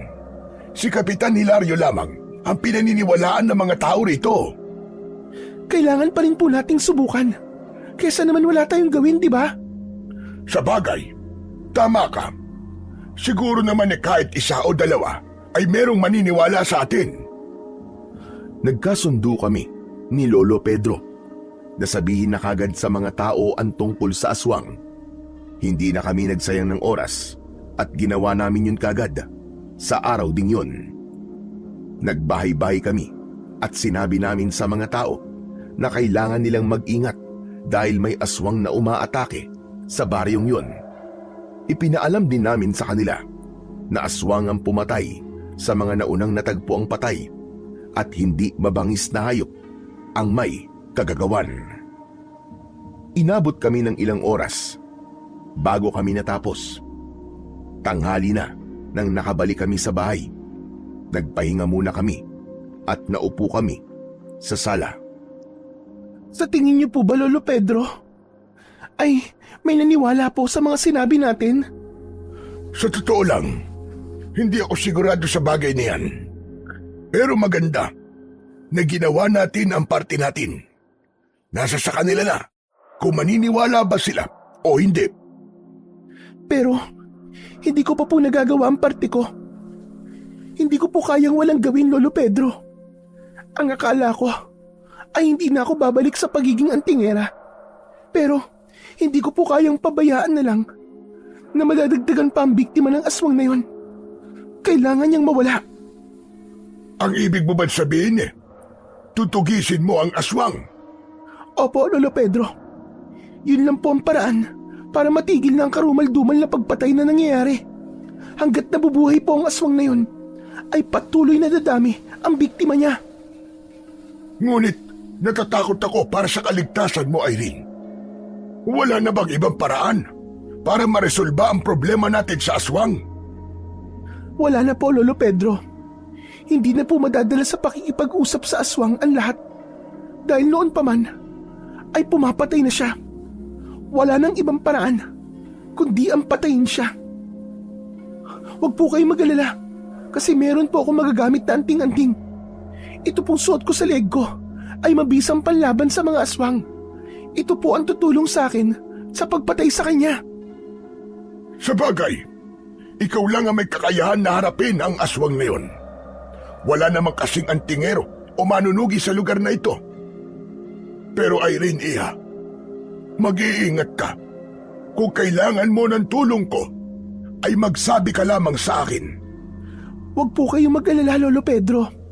Hindi po ito ang unang beses na gagawin ko ito. Nangangako po ako sa inyo na magtatagumpay tayo. Pero kailangan ko po maganda at magsanay ulit. Matagal-tagal na po kasi nung huling beses ako nakipaglaban sa mga aswang. Ibinigay ni Lolo Pedro ang suportang kailangan ko. Hinayaan niya akong magsanay sa likod ng bahay niya. Muli akong humawak ng itak para gamitin yun sa pagsasanay sa pakikipaglaban. Hindi ko rin kinalimutang dasalan at ritualan ang aking anting-anting upang muling magising ang kapangyarihang taglay nun. Isang umaga, habang nagsasanay ako sa likod ng bahay, ay pinapanood ako ni Lolo Pedro. Nagulat kami nang narinig namin ang galit na boses ni Kapitan Hilario na tinatawag ang aming pangalan. Ibinaba ko ang itak at magkasama kaming nagpunta sa harapan ng bahay. Doon ay nakita namin si Kapitan Hilario na matalim ang mga mata at nagpupuyos sa galit. Hilario, ikaw pala. Bakit naman ang init-init ng ulo mo? Napakaaga pa. Nagtanong ka pa. Hindi ba tag-uusap na tayo? Ang sabi ko ay huwag niyong ipagkakalat sa mga tao ang kasinungalingan niyo tungkol sa aswang. Narinig mo bang pumayag kami sa gusto mong gawin namin? Isa pa, hindi kasinungalingan ang pinagkakalat namin. Yun ang katotohanan. Kaya kailangan mo yung paniwalaan. Talagang pinanindigan mo ang kasinungalingan mo, ha? Tignan niyo ang nangyayari. Nang dahil sa ginawa niyo, ay maraming tao ang takot na nagpupunta sa bahay ko para tanungin ako kung totoong may aswang. Mas mabuti nang matakot sila para makapag-ingat sila. Hindi ka talaga nag-iisip, ano? Alam kong ikaw ang nagsiksik sa utak ni Mang Pedro ng kasinungalingan na yon. Dapat pala ay noon pa kita pinalaya sa baryong ito. Mas mabuti na nandito si Irene dahil may kakayahan siyang labanan ng aswang. Siya lang ang makakatulong sa atin para matapos na ang nangyayaring patayan dito sa atin. At anong tulong ang magagawa ng isang palaboy, ha? Talagang nalaso na ng palaboy na yan ang utak mo, Mang Pedro. Bakit ikaw, Kapitan? Ano bang aksyon ang ginagawa mo sa mga nangyayaring patayan? Nalaman ko kay Lolo Pedro na matagal na pala itong nangyayari at matagal na kayo naniniwala na mabangis na hayop ang salarin sa mga patayan. Pero ano bang ginagawa nyo? Bakit hanggang ngayon ay may namamatay pa rin sa ganung paraan? Umurong ang dila ni Kapitan Hilario sa sinabi ko na yon. Tila nasukol ko siya sa pagkakataon na yon. Maya-maya pa ay dinuro niya ako habang gigil na gigil siya sa akin na para bang gusto niya na akong saktan. Hindi pa rin ako naniniwala sa inyo. Lalong-lalo na sa'yo. Wala akong tiwala sa'yo. Sisiguraduhin ko na malalaman ko ang dahilan mo kung bakit ka nagpapakalat ng hindi totoong balita sa baryo namin. Hindi pa ako tapos sa'yo, babae ka. Sisiguraduhin ko na magsisisi ka sa ginawa mong ito. Galit na umalis si Kapitan Hilario. Hindi ko maiwasang makaramdam ng takot, lalo na sa huling sinabi niya, dahil may kasama yon na pagbabanta. Lolo Pedro, hindi kaya palayasin na talaga ako dito ni Kapitan Hilario? Nako, huwag mong intindihin ang sinabi niya. Ang pagtuunan mo ng pansin ay ang pagsasanay mo. At baka mamayang gabi o sa mga susunod na gabi ay makakaharap mo na yung aswang. Pero, bakit po kaya ganun ang reaksyon ni Kapitan nang ipakalat natin sa mga tao na mayroong aswang? Para bang masyado siyang galit? Imbis na magsagawa siya ng investigasyon kung totoo nga bang may aswang o wala. Anong ibig mo sabihin, Irene? Parang meron po siyang hindi sinasabi kung bakit ganun ang reaksyon niya. Kung ano man po yun, ay hindi ko alam. At sa tingin ko, ay kailangan ko po yung malaman. Nako, wala yun. Ganun lang talaga si Hilario. Mahirap para sa kanya ang maniwala sa aswang. Kasi, ngayon lang namin nalaman na meron palang aswang dito. Pero huwag kang mag-alala, dahil sigurado ko na kapag napatunayan natin na may aswang talaga, ay maniniwala din yun sa atin. Hindi na ako nagsalita pa. Pero sa kabila ng sinabi ni Lolo Pedro, ay hindi nawala ang pagdududang naramdaman ko kay Kapitan Hilario. Malakas talaga ang kutob ko na meron siyang itinatago at yun ang kailangan kong alamin. Kinabukasan, muli kaming ginulat nang dahil sa isang hindi magandang balitang kumalat. Ayon sa kwento na nakarating sa amin, ay isang pamilya ang inatake ng isang nakakatakot na nilalang. Pinatay ng nilalang na yun ang asawa at 2 anak ng lalaki. Ayon sa lalaki, ay totoo ang aswang at yun ang pumatay sa buong pamilya nito. Nang dahil sa pangyayaring yun, ay unti-unti nang naniwala ang mga tao sa sinabi namin ni Lolo Pedro. Marami na ang natakot na baka sila na ang susunod na atakin ng aswang. Kaya agad na nagpatawag ng pagpupulong si Kapitan Hilario sa plaza. Lahat ng tao ay nagpunta roon at maging kami ni Lolo Pedro ay dumalo sa pagpupulong na yon. Nasa unahan naming lahat si Kapitan Hilario. Hindi nagtagal ay nagsimula na siyang magsalita ng malakas. Mga kababaryo, alam ko lahat kayo ay natatakot ngayon dahil sa nangyari noong nakaraang araw. Alam ko rin na natatakot kayo dahil inaakala nyo na aswang ang pumatay sa mag-iina ni Roberto. Pero alam ko na ganun ang iniisip nyo. Dahil may mga tao na nagpakalat ng maling impormasyon sa ating baryo. Sinabi nila na merong aswang dito sa ating baryo kahit wala naman yung katotohanan. Pero Kapitan, paano may papaliwanag ang sinabi ni Roberto na isang malahalimaw na nilalang ang umatake sa bahay nila? Hindi mo na masasabing mabangis yung hayop. Alam kong hindi mabangis na hayop ang pumatay sa mag-iina ni Roberto. Ang pumatay sa kanila ay isang tao na nagpanggap na isang aswang. Ginamit niya ang kumalat na kwento na may aswang dito sa atin. Nagkunwari siyang aswang upang isipin ng mga tao na aswang nga ang may kagagawa nun para mahirapan tayong tukuyin kung sino ang totoong pumatay. Pero huwag kayong mag-alala dahil hindi ako titigil hanggat hindi nananagot sa batas ang pumatay sa mag-iina ni Roberto. Sa ngayon, ang gusto ko ay alisin nyo sa mga utak nyo na merong aswang sa baryo natin dahil ang bagay na yon ay walang katotohanan. Napailing ako sa mga sinabing yun ni Kapitan Hilario. Ang buong akala ko kasi ay maniniwala na siya na may aswang sa baryong yun matapos ang pagpatay sa mag-iina. Dahil diskumpiyado ko, ay inaya ko si Lolo Pedro na umalis dahil nagsasayang lang kami ng oras sa pakikinig kay Kapitan Hilario. Pagdating namin sa bahay, ay doon inilabas ni Lolo Pedro ang pagkadismaya niya.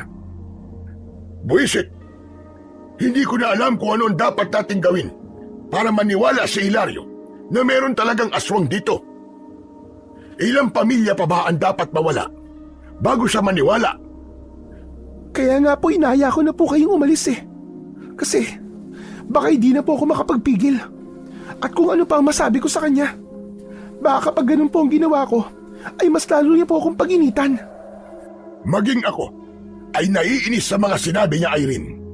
Hindi siya makakapag-isip ng tamang solusyon kung patuloy niyang itatanggi ang katotohanang may aswang sa baryong ito. Mas lalo po tuloy lumalakas ang kutob kong meron pong itinatago si Kapitan Hilario sa ating lahat.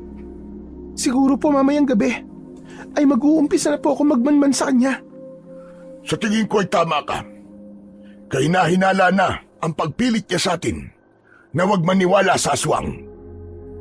Nagpasalamat ako dahil sa wakas ay naniwala na rin si Lolo Pedro na para bang may itinatago si Kapitan Hilario.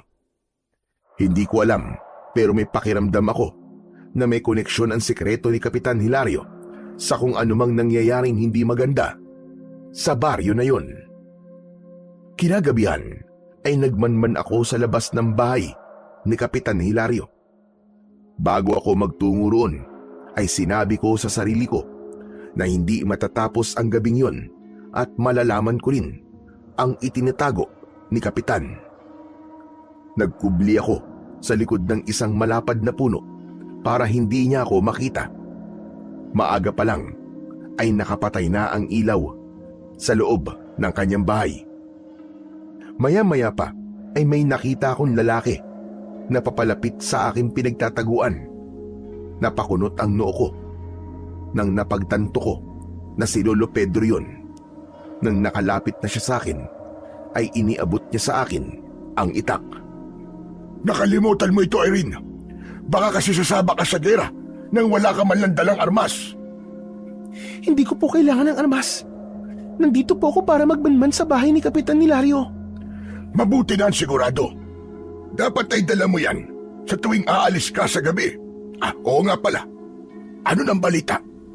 May nakita ka na bang kakaiba? Wala pa nga po eh. Sa tingin ko, ay tulog na si Kapitan. Patay na kasi ang ilaw sa loob ng bahay niya.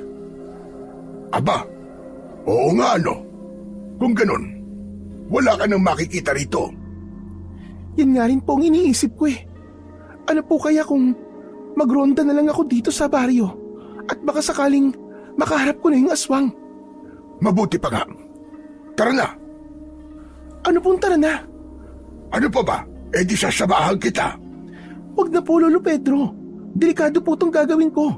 Ang mabuti pa po ay umuwi na po kayo sa bahay. Magkandado po kayo ng pinto at mga bintana. Uuwi rin naman po ako ron mamaya. Hayaan mo na akong samahan ka. At hindi rin ako makakatulog nito nang dahil sa pag-aalala sa'yo. Huwag kang mag-alala. Dahil kung sakaling makita natin ang aswang, ay tatakbo na lang kagad ako. Kaya niyo pa po bang tumakbo ng mabilis? Hindi po ba nung nakarang araw ay nagrereklamo kayo dahil masakit na po ang mga tuhod niyo? Ano ka ba naman nung nakaraan pa yon? Ngayon, maayos na ang mga tuhod ko. Saka sigurado ko na kahit masakit ang tuhod ko, ay makakatakbo pa rin ako ng mabilis nang dahil sa takot kapag nakita ko na yung aswang. Magsasalita pa sana ako nang narinig namin ang pagbukas ng pinto ng bahay ni Kapitan Hilario. Hinila ko si Lolo Pedro at umupo kami para walang makakita sa amin. Mula sa aming kinaroroonan ay nakita namin si Kapitan Hilario na lumabas na may dalang lampara. Matapos niyang isarado ang pinto, ay luminga siya sa paligid na parabang sinisiguro niya na walang makakakita sa kanya. Hindi nagtagal ay naglakad na siya palayo. Kapansin-pansin na malalaki ang hakbang niya na parabang nagmamadali siya. Saan kaya siya pupunta ng ganitong oras? Hindi ko po alam, Lolo Pedro. Baka naman magroronda siya. Kung magroronda po siya, sana may dala siyang bagay na magagamit niya para ipagtanggol ang kanyang sarili. Nakita niyo naman po na kahit batuta ay wala siyang dala. Sa bagay, may punto yung sinabi mo. Pero saan naman kaya siya pupunta? Hindi po natin malalaman kung hindi natin siya susundan. Tara na po, bago pa siya mawala. Matapos yun, ay sinundan na namin si Kapitan Hilario. Ginawa namin ang lahat para hindi niya maramdaman na sinusundan namin siya. Hindi nagtagal ay pumasok sa gubat si Kapitan Hilario. Nang sandaling yon ay mas lalong lumakas ang hinala ko na meron talaga siyang itinatago. Malinaw kasi na hindi siya lumabas para magronda dahil sa gubat siya nagpunta. Patuloy naming sinundan si Kapitan Hilario, ngunit nang huminto siya ay agad kong hinila si Lolo Pedro para magtago sa likod ng isang makapal na halaman. Nakita namin na luminga sa paligid si Kapitan Hilario. Kinabahan ako dahil baka naramdaman niyang merong sumusunod sa kanya. Mabuti na lang at nagpatuloy siya sa paglalakad. Makalipas lamang ang ilang sandali. Maya-maya na natin siya sundan. Baka naririnig niya ang yabag natin. Sige po. Naghintay pa kami ng ilang segundo bago kami lumabas sa aming pinagtataguan. Pero nanlumo ako nang hindi na namin nakita si Kapitan Hilario. Wala kaming ideya kung saan siya nagpunta o dumaan. Naku po, nasa na si Hilario? Hindi mo ba nakita kung saan siya lumusot?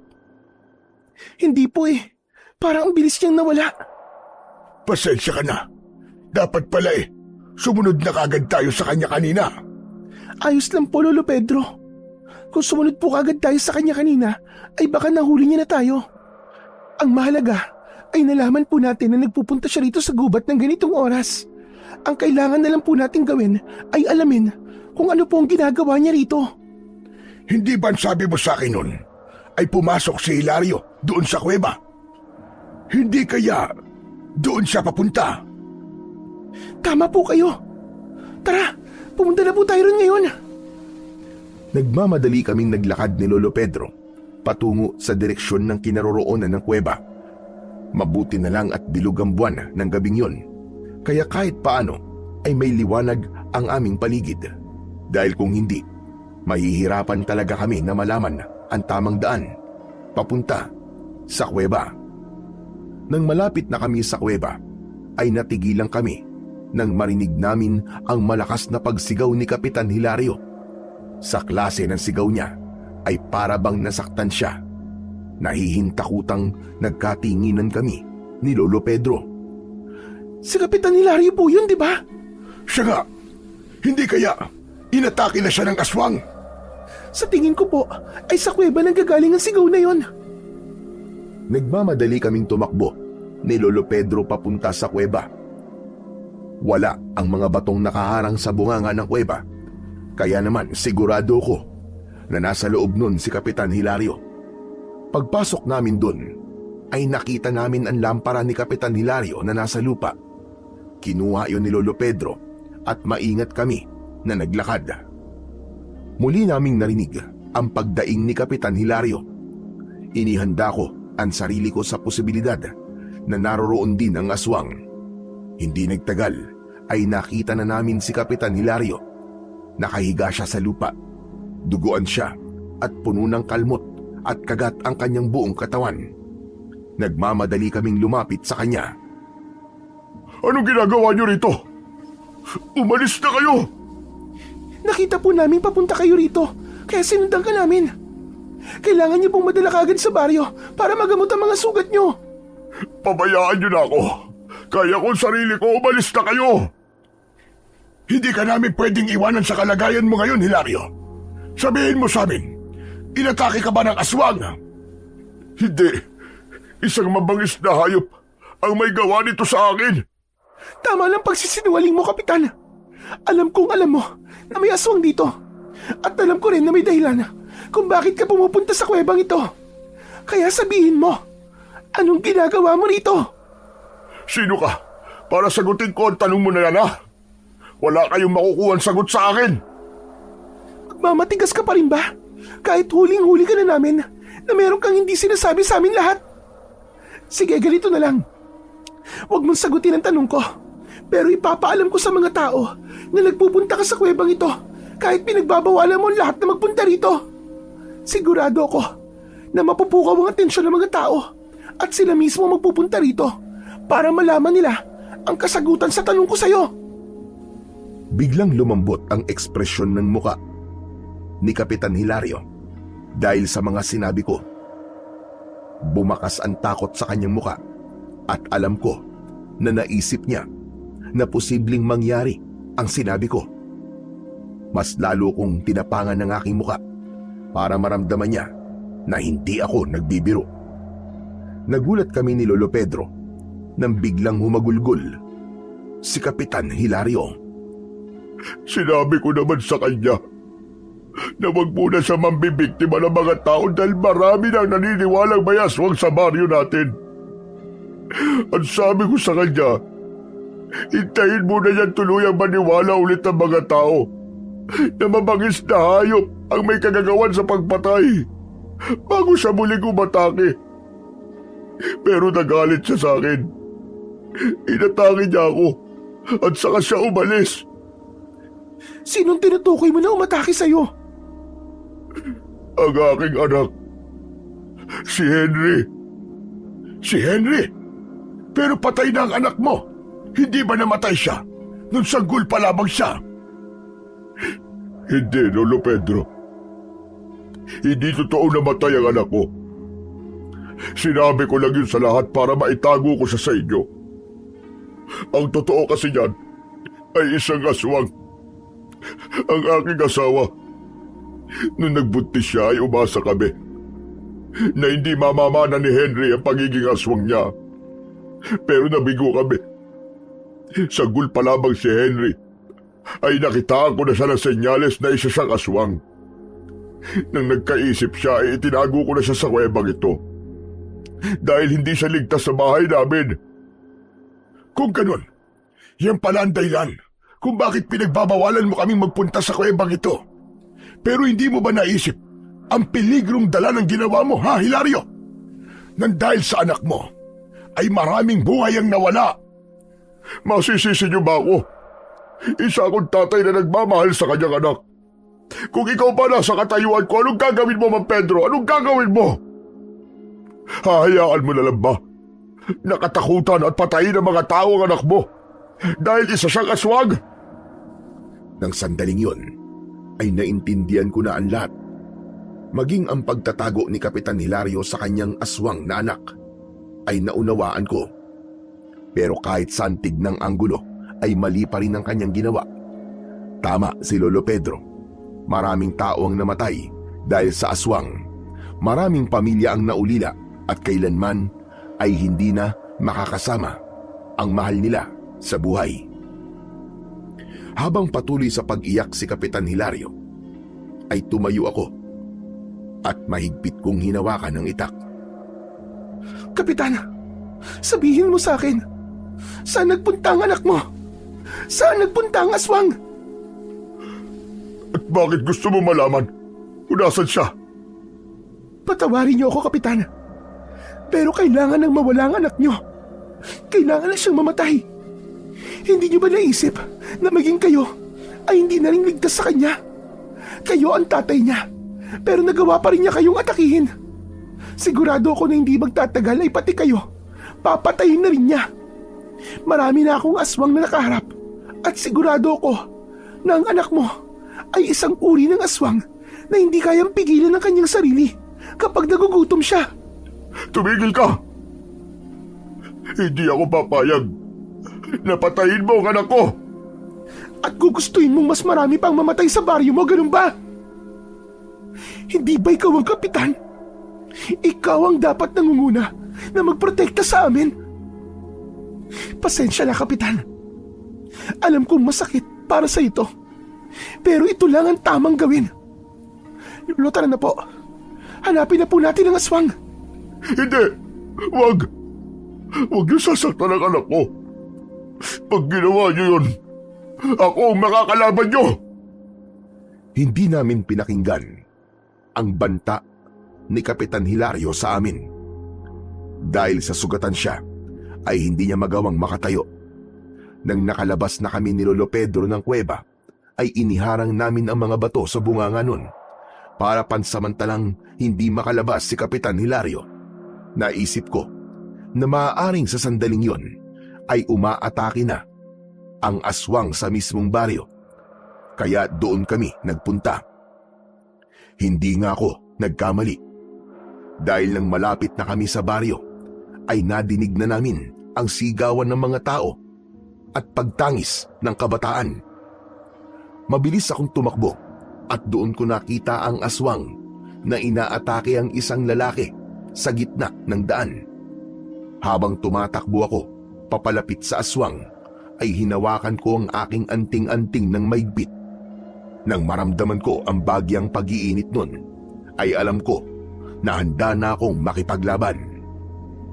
Nang nakalapit na ako sa aswang, ay malakas ko siyang tinaga sa likod. Umalingaw-ngaw sa paligid ang malakas niyang sigaw. Lumingon sa aking gawi ang aswang at agad niya akong sinunggaban. Mabilis akong umilag at saka ko pinaulanan ng taga ang aswang. Sandaling lumayo ang aswang at saka siya muling umatake. Sa bilis ng galaw niya ay nagtagumpay siyang sunggaban ako. Napahiga ako sa lupa habang nasa ibabaw ko ang aswang. Nang kakagatin niya sana ako, ay isinangga ko ang aking braso.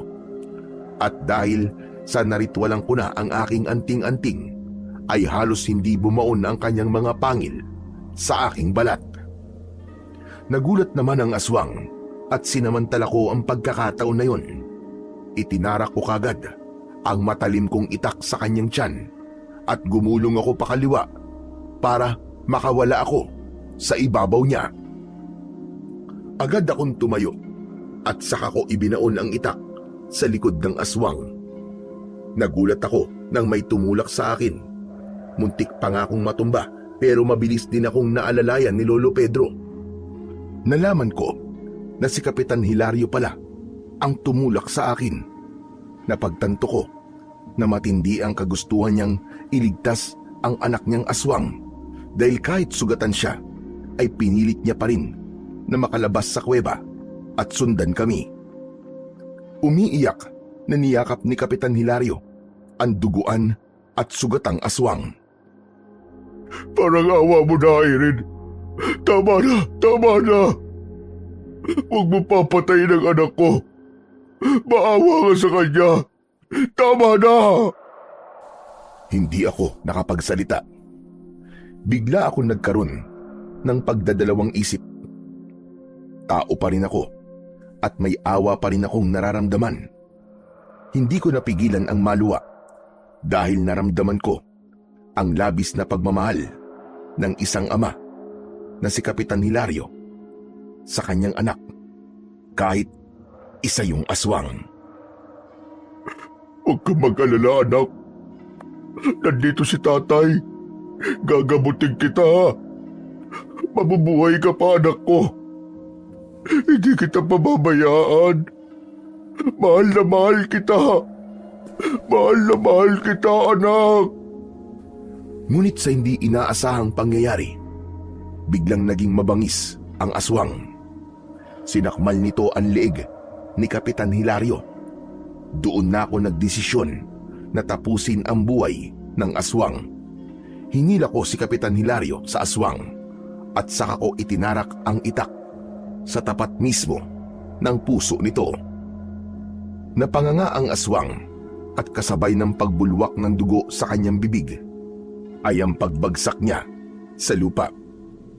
Nang hindi na gumagalaw ang aswang, ay doon ko na siguro napatay na siya. Wala ng aswang ang papatay muli sa baryong yun.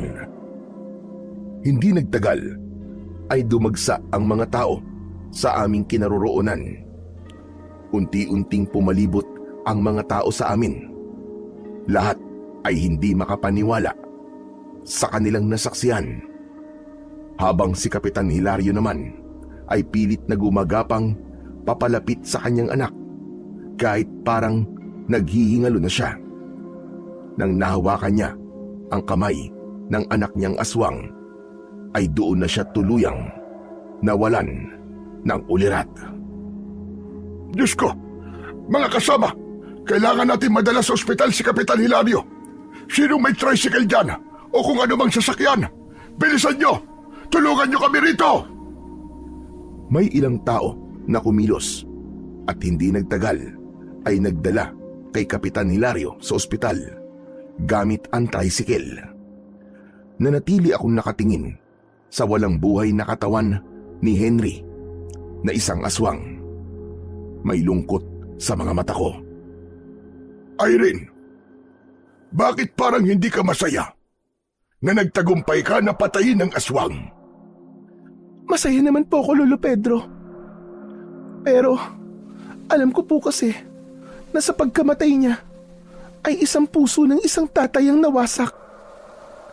Naaawa po talaga ako kay Kapitan Hilario. Kitang-kita ko po. Mahal na mahal po talaga niya ang kanyang anak. Mahirap talaga ang desisyong ginawa mo, Irene. Pero sa tingin ko, ay tama lamang ang iyong ginawa. Kahit kasi si Hilario ay hindi kayang kontrolin ang kanyang anak.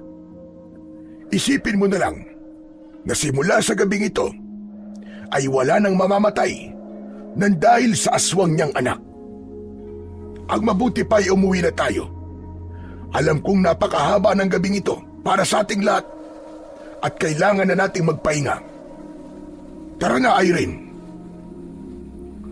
Tumango ako at magkasama kaming naglakad ni Lolo Pedro pauwi sa bahay niya.